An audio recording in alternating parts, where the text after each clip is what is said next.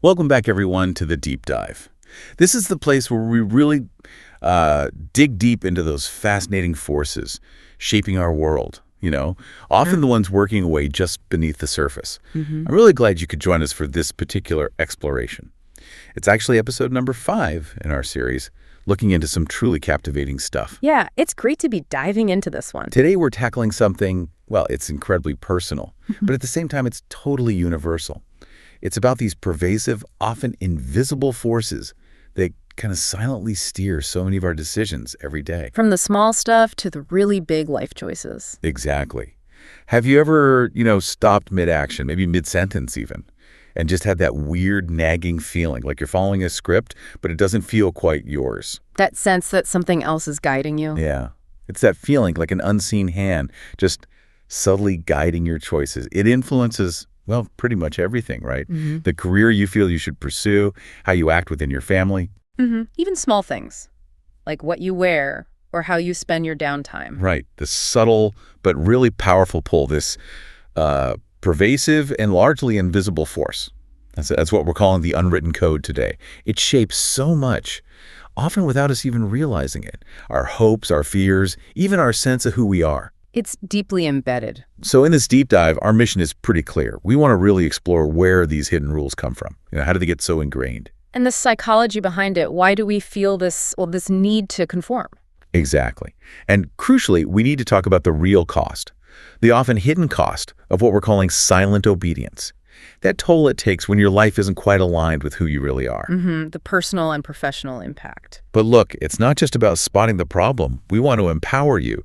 So we'll dig into the science-backed strategies, a kind of practical framework for actually breaking free. To forge a path that feels truly authentic. Yes, a path that really resonates with your own values, your inner self. It's about reclaiming your choices, your agency. And to guide us through this whole complex landscape, sociology, psychology, practical steps, we have a fantastic expert with us. It's truly fascinating when you stop and think about it, isn't it? This whole idea that, while a big chunk of our daily decisions aren't entirely completely our own. It sounds a bit unsettling at first, right? Challenges that idea of free will. It does. It can feel disorienting because we pride ourselves on being, conscious actors, the architects of our lives. We like to think we're in the driver's seat. But the insights we're looking at today suggest something more nuanced, a bit more sobering, maybe. Yeah. That our actions are often really influenced, sometimes even dictated, by these forces operating just below our awareness. It's not like some grand conspiracy, though. No, not at all. It's more like an intricate dance, really, between us as individuals and the collective world we live in. And these forces, they aren't direct orders. They're not laws written down somewhere. The source material calls them a network of invisible rules. Invisible rules. I like that term. Yeah. Think of them less like contracts you sign and more like this pervasive and largely invisible force that just steers us. Okay. Now, in sociology, the formal term we use is social norms. These are basically the unwritten standards for what's seen as acceptable or expected or even desirable behavior in, well, pretty much every part of life. So they're like the silent architects of how we interact. Exactly. They shape our interactions, our expectations, what we think is appropriate or even necessary in any given situation or culture. Right. And they must show up in all sorts of ways. Oh, absolutely. An incredible range. From tiny, almost automatic things right up to the huge life decisions. Like what? Give us some examples. Well, on the simpler end, think about basic social conventions. Saying thank you when someone helps you. Sure. Automatic. You don't have to legally, but not doing it feels awkward, creates friction, or signals disrespect, maybe. Or even something like eye contact in a conversation. Too little, you seem shifty. Too much, maybe aggressive. Yeah, it's a subtle thing you just learn. Exactly. These aren't just polite suggestions. They're like the oil that keeps social interactions running smoothly. We learn them so early on. But it goes deeper than just etiquette, right? Much deeper. These same invisible rules become these profound, sometimes really rigid life mandates. Okay, like what kind of mandates? Well, think about the classic societal expectation, especially in many Western cultures, to pursue a 9-to-5 job. The corporate or professional route as the standard, respectable path. Right, the definition of stability and success for many. Precisely. Or think about gender roles. Historically, and still in many places today, very rigid rules about behavior, ambitions, how you express emotion, even career paths, all based just on your sex. And these feel less like suggestions and more like gravity. That's a good way to put it. They feel like undeniable truths shaping your whole life, from school right through to retirement. The pressure to conform from parents, media, everyone can be immense. So where does all this pressure, this conditioning actually come from? It's not random, you said. Definitely not random. It's the result of a really powerful process called social conditioning. And again, it's not usually some deliberate plot. Okay. It's more this continuous, often subtle, but incredibly effective reinforcement we get from all around us throughout our lives. Like from family, I imagine. Absolutely. Families are probably the primary source. Oh. From day one, they teach us right from wrong, what's expected, how to behave, our place in the world. They instill values, fears, hopes. And schools, too. Yes, schools play a huge part, not just academics, but socializing us into structures, rules, how to behave in a group. Think about learning to sit still, raise your hand. Well, and the rules of the classroom. Yeah, it's all conditioning for functioning in a structured society. And then there's the media. Oh, massive influence, often quite subliminal. Media shapes our ideas of the ideal life, what success looks like, what failure looks like. It constantly reinforces certain versions of reality. Ads telling us how to look, shows telling us how to live. Exactly. And don't forget peer groups, friends, colleagues. The pressure to fit in there is enormous. We want acceptance, right? So peers give constant feedback, explicit or not, on whether we're aligning with the group. That makes sense. It's coming from all angles, really. It is. And the source material gives a really good example, looking at something like temperament, say, shyness or ambition. Things we might think are just innate, part of who we are. Right. We might have a predisposition, a certain wiring, but how that trait actually gets expressed, how it's seen by others, even how it develops, that's heavily influenced by the environment, by the conditioning. Okay, how so? Well, take a naturally shy child. In one family, maybe shyness is discouraged. Parents push them to come out of their shell, see it as a flaw. Right. So the child might try to suppress it, feel bad about it. Exactly. Internal conflict, maybe even shame. But in another family, that same shyness might be accepted, maybe even seen positively as thoughtfulness, perhaps. So the child feels validated, and the shyness expresses differently. Maybe they become a good observer instead of just withdrawn. Precisely. And it's the same for ambition. An ambitious kid might be pushed towards, say, being a doctor or lawyer by family expectations, even if their passion is art. Or, in a different environment, that ambition could be channeled into something creative if that's what's valued. Right. So the illusion we live under is that we're making totally free choices. We think we're acting independently. But the reality is, The sobering reality, as the sources show, is that our actions are very often a reaction to or a function of all this programming we've received. It's like this constant invisible conversation happening between our inner selves and the outside world. and we're often not even aware the conversation is happening. Most of the time, no. Wow. That term programming, it does sound a bit, well, dystopian, doesn't it? Like we're robots. It can sound that way. But what you're really describing is just being human, Yeah. right? How societies work, how culture gets passed down, how we learn to navigate the social world. Exactly. It's less about a sinister plot and more about the fundamental process of becoming a social being. Yeah, it really makes you think, though. How much of what I do, what I think are my choices, are just echoes of these invisible rules? Makes you want to pause and examine your own day, your own beliefs. How much is truly yours? But here's where it gets really interesting for me, and maybe a bit unsettling. If these rules aren't always spelled out, if we don't consciously sign up for them, why do we feel such a strong, sometimes overwhelming urge to follow them anyway? Yeah, what's the pull? What's the deep psychological thing happening that makes stepping out of line feel so uncomfortable? So, anxiety-provoking, sometimes almost physically painful. It feels primal, doesn't it? It really does. Like it overrides what we think we want sometimes. Absolutely. And that deep compulsion, that urge to stick to the rules, to meet expectations, it is categorically not a sign of weakness. It's not a character flaw. Okay, that's important. It really is. When we connect this to the bigger picture, it's fundamental human biology and psychology. It's rooted deep in our evolutionary past. Okay, explain that connection. Humans basically are intensely social creatures. For, well, hundreds of thousands of years, our survival depended almost entirely on being part of a group, cooperating, belonging. Right. Alone on the savannah wasn't a good survival strategy. Not at all. Being in a group meant safety, shared food, shared knowledge, raising kids together. It dramatically increased chances of survival. So our brains evolved to prioritize belonging, Exactly. Our brains are literally hardwired for connection and belonging because for most of human history, that was the key to staying alive. And that ancient wiring is still active today, even though the savanna threats are gone for most of us. Powerfully active. The idea of breaking a social rule, going against the grain, stepping outside the group's expectations, it can still register in our brains as a real, almost primitive threat. Like triggering an ancient alarm system. Precisely. It taps right into that old survival-based fear of being kicked out, ostracized, which for our ancestors could literally mean death. Wow, okay. And neuroscience gives us a really striking physiological reason for this feeling. Oh, what did the brain science say? Well, decades of research using things like fMRI, brain scans, looking at social rejection. Okay. They consistently find that when we feel the emotional pain of, say, a breakup or being excluded or even just ignored, the very same parts of the brain light up that respond to physical pain. Wait, the same parts? The same parts. Areas like the anterior cingulate cortex, the insula, they're crucial for processing physical pain, and they fire up during social rejection too. So it's not just a feeling, it's physiological. It's a profound physiological reality. The idea that rejection hurt isn't just a metaphor, it is a literal biological event in your brain. Your brain treats social pain like physical injury. In a strikingly similar way, yes, it sends out distress signals. That explains so much about why conformity feels almost instinctual. It's a primary driver. This deep neurological link to pain is a huge, often unconscious reason we conform.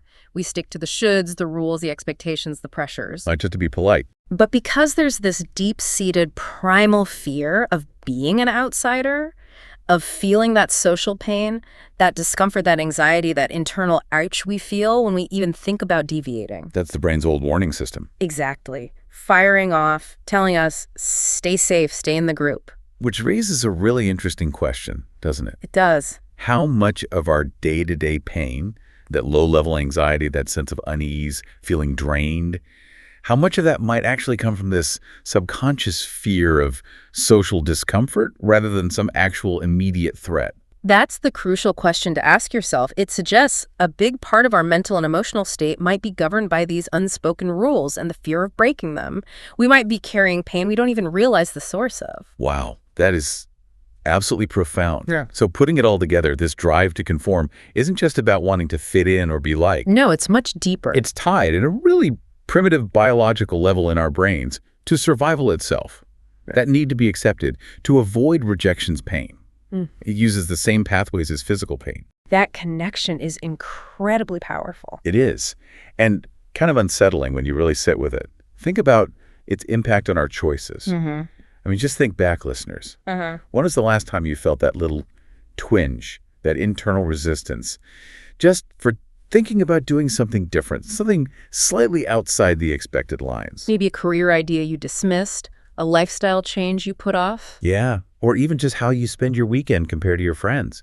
That feeling, that anxiety, it's so real. It is. But then, what happens if we don't push back? What if we constantly follow those rules? What's the real, maybe hidden cost of living a life that's more aligned with someone else's script than our own? Ah, yes. The paradox. Exactly. There's this paradox, isn't there? Following the rules feels safe, comfortable in the moment. The path of least resistance, often. But it comes at a really high price, often when we don't even recognize we're paying. This constant bending to external expectations can lead to this pervasive inner conflict, this deep psychological distress. And people can live with it for years, decades even, without knowing why they feel off. They just know something's not right. And one of the most, insidious consequences the source material talks about is something called misalignment burnout. Yes, that's a key concept here. It really is. And it's crucial we understand how it's different from, say, traditional burnout. Right. Traditional burnout is usually about overwork. Too much pressure, not enough rest. And the fix is often seen as taking a break, a vacation, stepping back. But misalignment burnout, Yeah. that's different, isn't it? Fundamentally different. It's not primarily about doing too much work, quantity-wise. It's about It's about doing the wrong kind of work for too long. And work here means more than just your job. You mean the work of living your life, the roles, the expectations. Exactly. It's this slow, creeping, emotional and spiritual drain that happens when your career, your relationships, your daily choices, the whole structure of your life consistently goes against your core values, your real desires, your authentic self. Wow.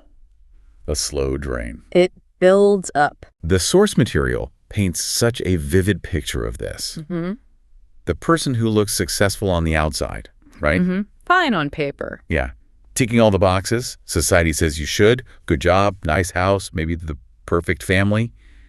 All the external markers. But inside, There's this gnawing emptiness, this hollowness that no amount of achievement or validation, not even a fancy vacation, can actually fill. it's a deep disconnect between the outer presentation and the inner reality. And this constant state of being inauthentic, living misaligned, it takes a toll on overall well-being, doesn't it? Mentally and physically. Absolutely. Think of it like, constantly wearing shoes that don't fit. Okay. Yeah. Or trying to run an engine on the wrong fuel. It might work for a while, but the constant friction, the strain, it causes damage over time. So how does that manifest?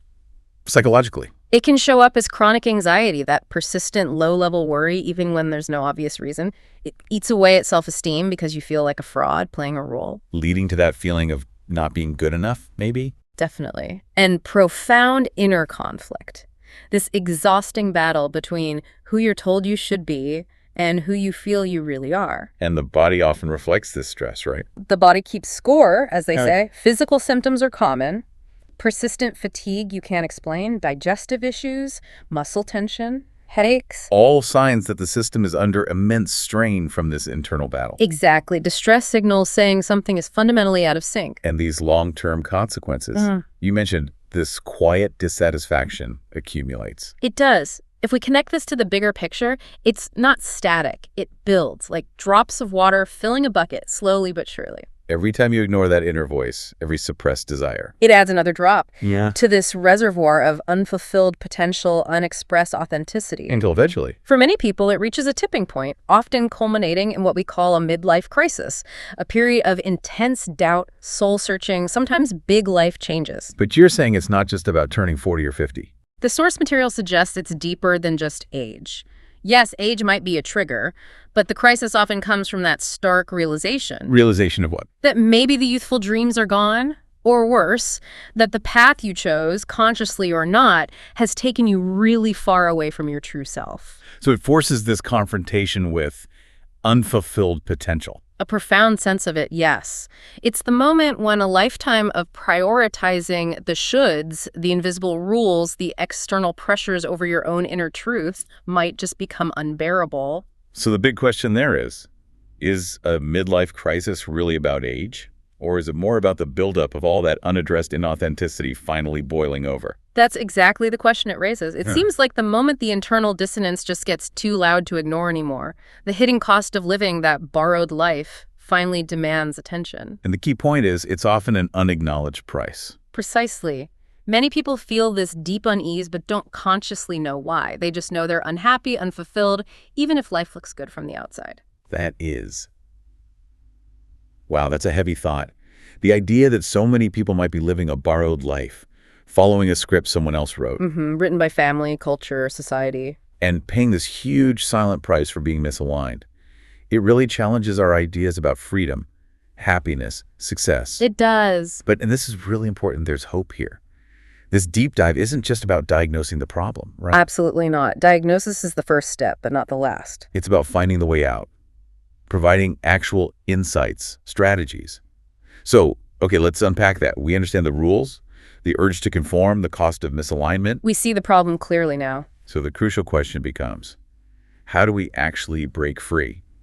How do we start rewriting that unwritten code and actually live a life that feels truly authentically ours? That is the question, and it's a powerful one. But first, let's be clear. Breaking free isn't about suddenly becoming reckless or abandoning everything. Right, it's not about chaos. No. The source material frames it as a purposeful act of reclaiming your identity. It's deliberate, conscious, empowering. It's about self-authorship. Okay. And this shift, this deliberate rebellion, it really involves two key things working together. Where are they? First, finding the courage to really question those rules and assumptions you've lived by, maybe without even thinking about it. Okay, courage to question. And second, developing the discipline and the intention to actively build a life that lines up with your own principles, your own values and hopes. So questioning and building. Moving from accepting to creating. Exactly. It's a journey. And the material offers a really practical step-by-step framework to help start this great escape towards authenticity. Okay, let's hear it. A practical framework sounds good. It's not one giant leap, but a series of intentional steps that build on each other. Step 1. Step 1. Spot the patterns and deconstruct your identity. This is all about becoming more self-aware, turning that spotlight inward, becoming a keen observer of your own life. Paying attention differently. Yes. Start noticing those moments when you do something, say something, agree to something, not because you want to or it feels right, but just because that's how it's done or it's expected. That feeling of just going along. That feeling, that's often a signal, a little flag saying, hey, invisible rule here, or maybe a conditioned response you picked up somewhere. Okay, so spotting those moments. Yeah. Then what? Then comes identity deconstruction. This means consciously looking at the roles, the labels, the beliefs assigned to you by others, family, culture, society. Like being the responsible one, or the successful one, or the creative one. Exactly, the practical sibling, the dutiful child. These labels might seem harmless, even positive, but they can become really rigid boxes that limit how you see yourself and how you act, often in ways that aren't really you. So you have to ask. The crucial, sometimes tough question: who am I outside of these labels? Do these roles truly reflect me deep down, or are they just costumes I've been wearing? Wow. Separating the conditioned self from the authentic self. That's the goal of step 1. Okay. What's step 2? Step 2, define your values. Once you start questioning the old rules, you don't just leave a void. You replace them with something more meaningful, more you. Replace rules with principles. Exactly. Your core values are what's most important to you. They become the foundation, the compass guiding your decisions, your actions, giving you direction. How do you figure out what those core values are? It takes some real, honest self-reflection. Think about people you truly admire, not just for success, but for their character, how they live. Okay. Think about times you felt most alive, most engaged, most yourself. What were you doing? What principles were guiding you then? What activities just pull you in where you lose track of time? Finding those moments of flow and authenticity. Right. And the outcome is this. When your choices, your daily actions line up with these self-defined values, you start to feel this deep sense of fulfillment, integrity, inner peace. Something external approval can't match. That's the internal compass guiding you. Yeah. Makes sense. Step 3. Step 3. Practice small acts of defiance. This is where it gets really practical, where theory meets action. Okay, defiance sounds dramatic. It does, but here it's not about some huge revolution overnight. The source calls it a trainable skill. Ah, okay. Like building a muscle. Exactly. It's about consistently, bit by bit, choosing to act in line with your values, even when there's pressure internal or external to do otherwise. Start small. What kind of small acts? Well, maybe wearing something different to an event where you usually just conform because it makes you feel good. Or practicing saying no to something you really don't want to do instead of saying yes out of obligation. Or speaking up with a different opinion in a meeting, respectfully. Perfect example. Calmly expressing your view because it aligns with your integrity, even if it's not the popular one. And the idea is that each small act builds confidence. Precisely. Each small act of courage strengthens your resolve, builds resilience. It makes it easier to tackle bigger challenges, bigger shifts down the line. You're slowly rewriting your own internal script with each action. I like that. Trainable skill. Okay, Yeah. What's the 4th step? Step 4, and this is vital. Find your people. This whole journey, you're not meant to do it alone. Community is key. Absolutely crucial. Surround yourself with supportive people.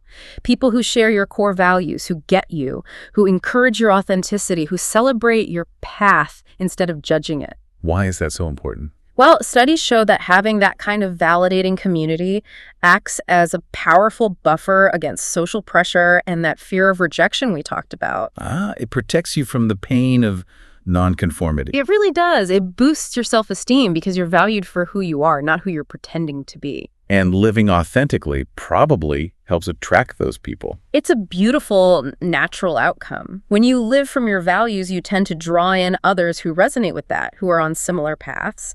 It becomes this positive feedback loop. Authenticity attracts connection. Connection reinforces authenticity. That's your support network, your fortress almost. Well put. It provides both the mirror and the support for your evolving self. That is such a practical, empowering framework. It really changes the feel of it, not some massive, scary overhaul tomorrow. No, it's gradual. Cumulative. But embracing these steps, and I love the power of those small acts, it really is about building momentum, isn't it? Yeah. One courageous step after another, leading you towards yourself. That's the heart of it. And what's really inspiring, where this goes beyond just you, is the idea that when you choose to live by your own principles, rewrite your code, you don't just change your own life. No, it ripples outward. You set off this ripple effect, a kind of positive chain reaction that can influence the world around you way beyond just your own circle. It's a phenomenon known as norm diffusion or social contagion. Norm diffusion, meaning ideas and behaviors spread. Exactly. New ideas, different ways of doing things, alternative perspectives. They don't stay isolated. They tend to spread, permeate, and eventually reshape the norms for everyone else too. So your personal act of courage, challenging an old rule. It can be a spark. It can show others what's possible, inspire them to question their own assumptions, consider their own path. It's like dominoes falling, starting with one person's choice. That's incredible. And if we connect this to the bigger historical picture, this isn't just a nice theory. It's how change has always happened. Really. Major historical shifts started this way. Every single one. Every major cultural shift, every big societal advance, every paradigm change. It all started with individuals or small groups brave enough to ask, why? Why is this the rule? Is there another way? They didn't just accept the status quo. No, they looked critically at an unwritten code that governed their lives and dared to question it. Its fairness, its relevance. Can you give some examples? Think about the women's suffrage movement. It wasn't just about voting. It was about rewriting centuries of unwritten rules about women's roles, their capabilities, their place in society. Right. Challenging fundamental assumptions. Or the civil rights movement, courageously challenging those deeply ingrained, often unwritten, but brutally enforced norms of segregation and inequality. Even more recently, think about remote work becoming mainstream. For ages, the unwritten rule was work happens in an office 9 to 5. Totally accepted. Until individuals and companies started questioning it, saying, does it have to be this way? The pandemic sped it up, sure, but the questioning had already begun. So the common thread is? Seeing an invisible rule, deciding it no longer served a good purpose, and having the sheer bravery and resilience to challenge it and rewrite it. Which brings us back to a really personal question for everyone listening. Yes. What unwritten rules in your life right now, in your family, your work, your community, what rules are ripe for questioning?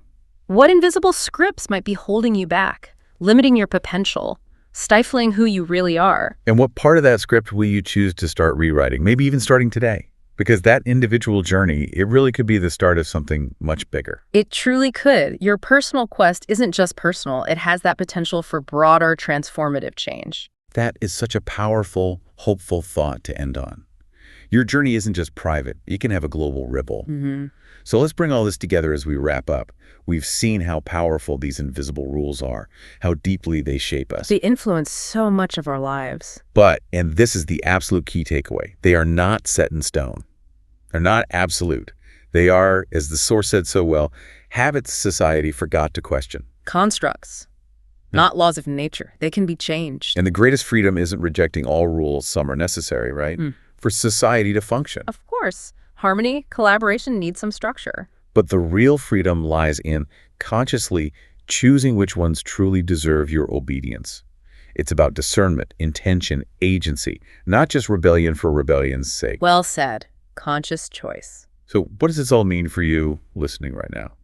It means you have the power within you to rewrite your code.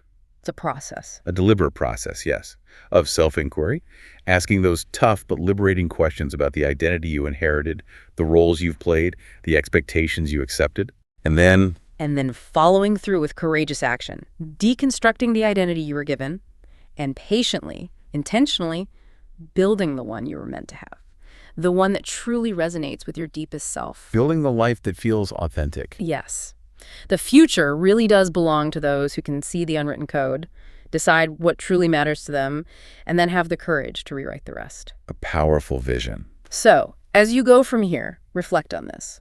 What part of your unwritten code will you commit to starting to question, maybe challenge, perhaps even rewrite, beginning today? A question worth pondering. Thank you so much for joining us on this deep dive into rewriting your life's unwritten code. It's been really fascinating exploring this with you. It truly has been a pleasure. And remember, everyone, this journey to authenticity It's ongoing. It's a process, not a final destination.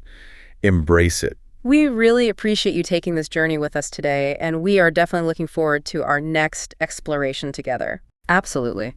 Until then, keep questioning, keep exploring, and keep building that life that truly reflects who you are meant to be. Goodbye for now, and we'll see you on the next deep dive.